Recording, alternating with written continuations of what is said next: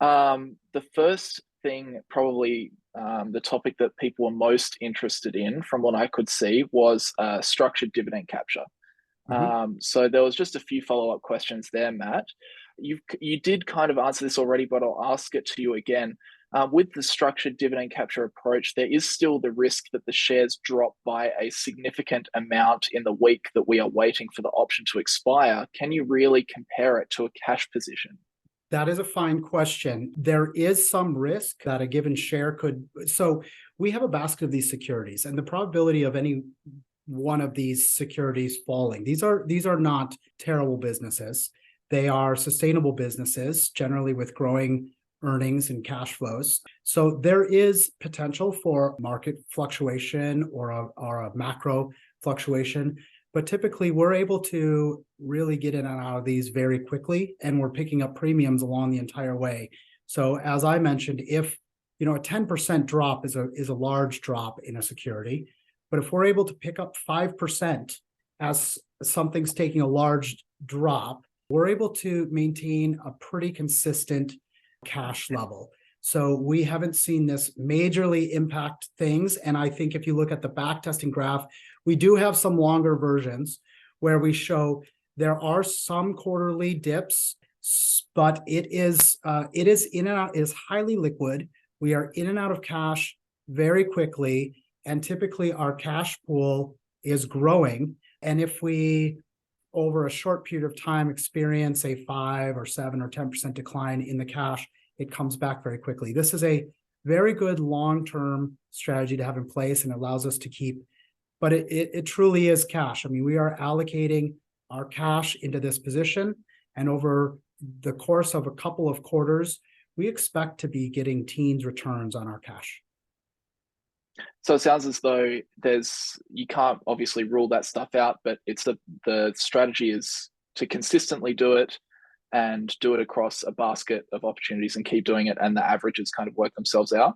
That's right. So if you go through the individual, we call it the max track internally. If you go through the maximum capital flow that we presented, you could have an individual security that falls quite considerably. But unless the entire market drops, which does happen, unless the entire market drops, we will have a diversified basket of these holdings.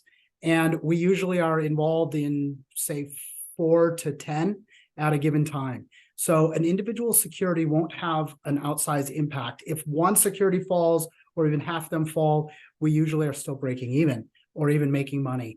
It's when the market declines as a whole that we could be down a little bit. But again, we're protected against the total market collapse, as I explained. Right. There was a follow-up question on that, which you've kind of started touching on. That the example that you showed was across a 10-year period where the US market was doing very well overall. Do you have any examples of perhaps 2020?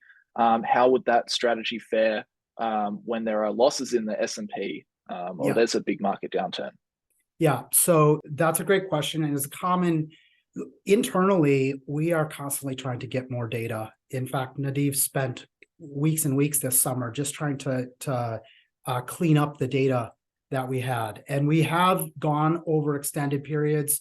25 years allows us to capture things back into the 90s.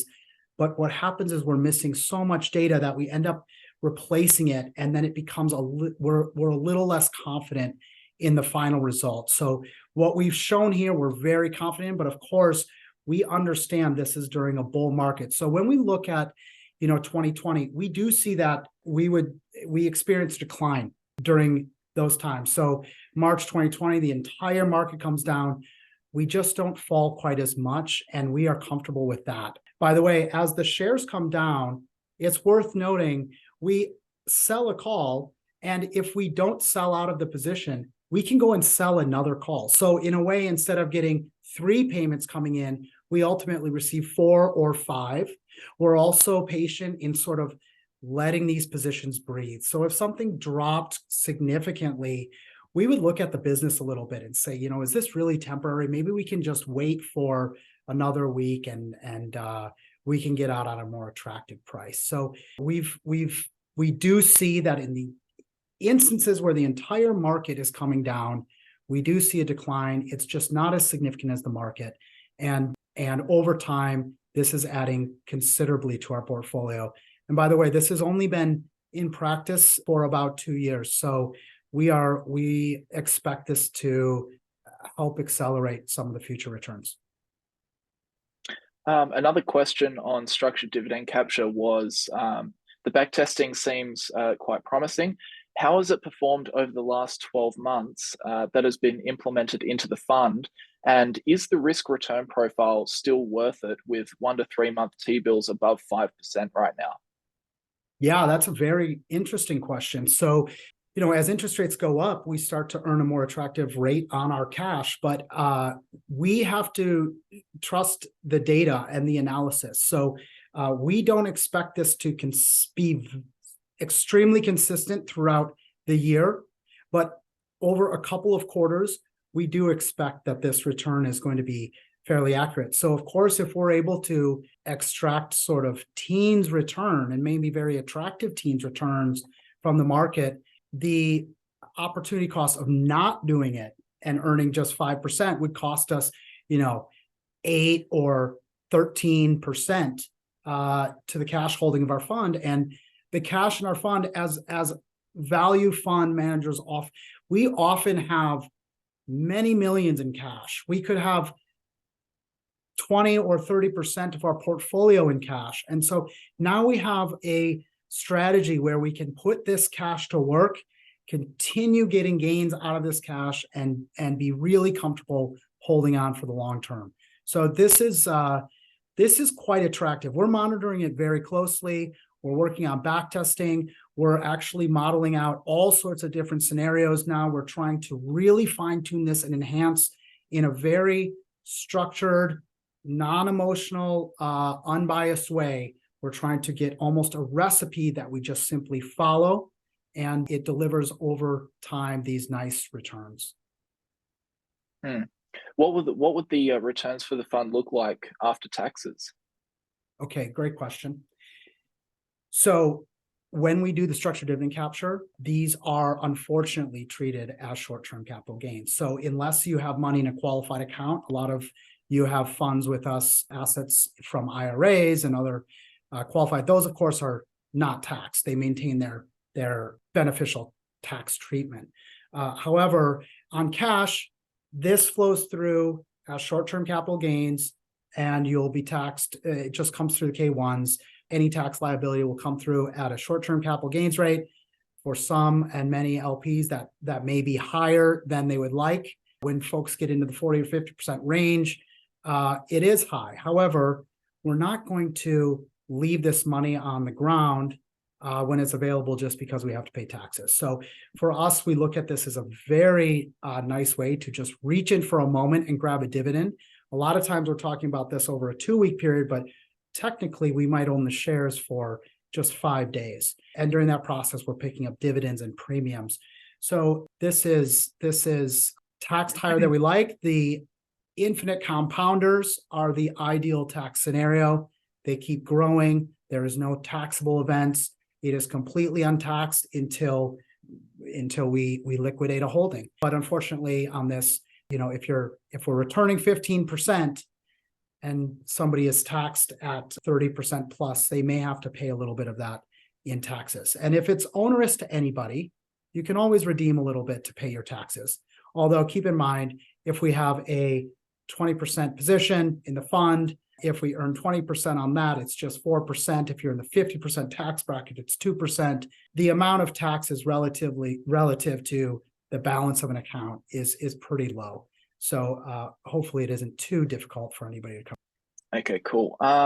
One question we had around structured dividend capture, what's the limit on this strategy? Why not put the whole fund in it? Yeah. Some people would argue we should. Look, the limit is, so we've evaluated, the limit's actually very important. Institutional capital cannot participate in this profitably. There just simply isn't the bandwidth.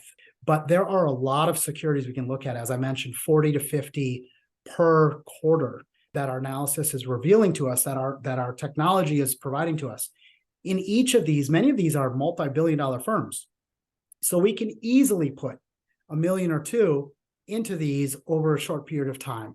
So with that, we look at it as a small piece of our overall portfolio, and we might be able to allocate 50 million into this particular situation, which should mean that we can operate this way with a $250 million fund without any issue. The problem is that most institutional capital is sitting on many billions.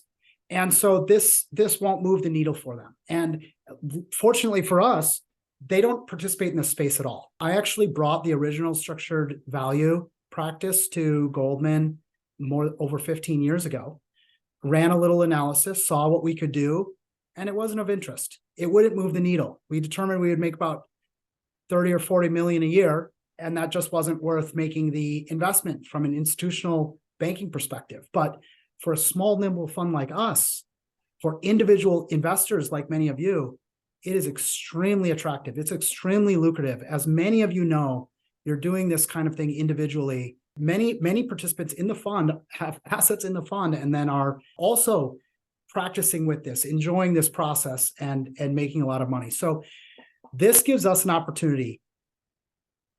Institutional capital stays away. Most retail investors have nowhere near the level of sophistication or the capability to execute on this. We derived this entire strategy ourselves. We have proposed many different theories and proven that they wouldn't work. What we finally found is one that does work. And so we're sharing this with you. We probably will not talk about it forever because we don't want everybody in the world to know what we're doing and start copying us and eroding the opportunity. But we're in early days, so we're happy to share with you what we've discovered. It's very attractive and lucrative. Probably last question on this topic, getting a little bit deeper into the weeds. How do you go about calculating the strike price, and do we sell the call exactly on the expiry date or the ex-dividend date? Yeah, great questions. Now you want to know what we've really uncovered. So we are building out a number of back tests that are evaluating what happens if we sell strikes in the money versus out of the money, what happens if we change the day that we're selling these contracts. So what we want to do is totally eliminate any human decision, any subjectivity out of the process. And by doing that, we believe that we'll be able to take that 18% yield, back test on further data, and maybe get that to grow a little bit more. So I will share with you what we've found so far and the way that we execute, although we may enhance this. What we do right now is when we're looking at an opportunity, we sell a contract that expires one strike out of the money. So if the shares are trading for $99.50, we will sell a 99 strike put. This means that it requires the shares to dip just below 99 for us to actually get the shares and the dividend. And then we turn around and we sell a call one strike out of the money. So we're constantly selling one strike out of the money on the puts and one strike out of the money on the calls.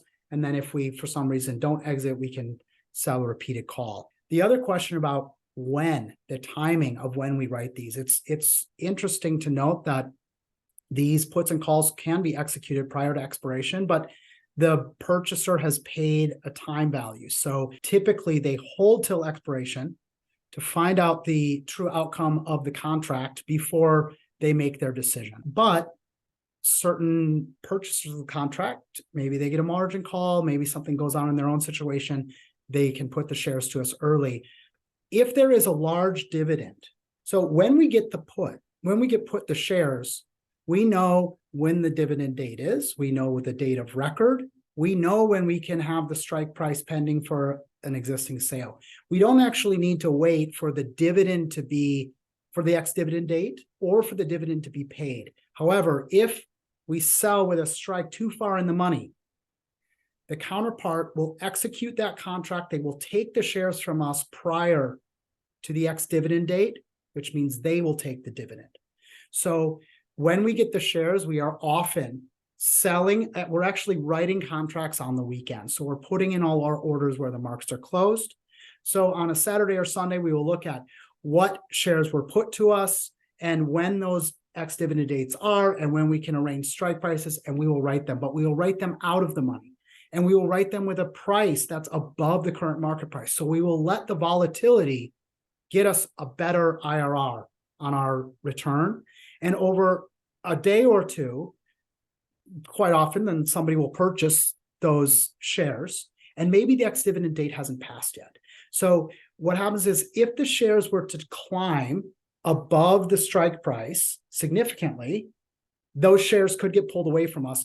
But because we've put the strike price above the current market price, we're actually earning a very nice return regardless. So we will write the contracts prior to the ex-dividend date occurring, but our hope is that we keep the shares, get the dividend, receive the call premium and receive the put premium, and exit on a very cleanly. Okay, cool. Thank you very much. I think they are all the questions that we had around structured dividend capture. It was obviously a very popular topic.